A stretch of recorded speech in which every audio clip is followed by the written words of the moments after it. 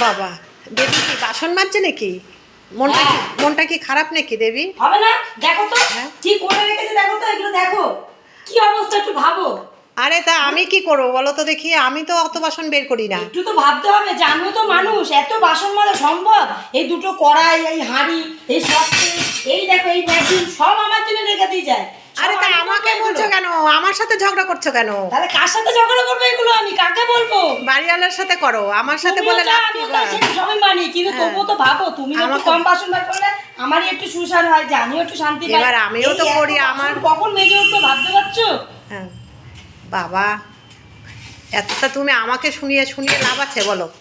আমাকে শুনিয়ে তো আর লাভ নেই কিছু। তারপরে এই সমানে এর মধ্যে এইটা থাকে, তার মধ্যে সেই থাকে, এই দেখো সব এগুলো আমি ফেলবো, এগুলো তো ফেলেও রাখতে পারে এরা, তাও করবে না, সেগুলো আমি করব, সব আমি করবো।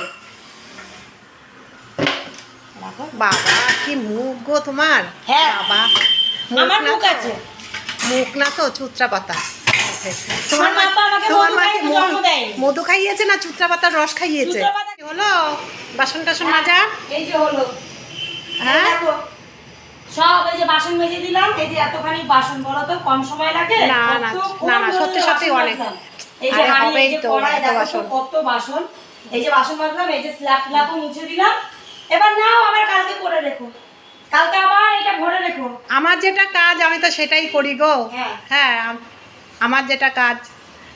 সব ভরে রেখো। আমাদের তো কাজই তো, এই চুত্রা পাতা খেয়ে এসছি তো, তার জন্যই এত বাসন মাজার শক্তি পেয়েছি। যদি আমার মা মধু খাওয়াতো, তাহলে দেখতে সিংহাসনে বসে থাকতাম আর এত কিছু করতাম না। কাজের কাজ করেছে তোমার মা চুত্রা পাতার রস খাইয়ে। একদম।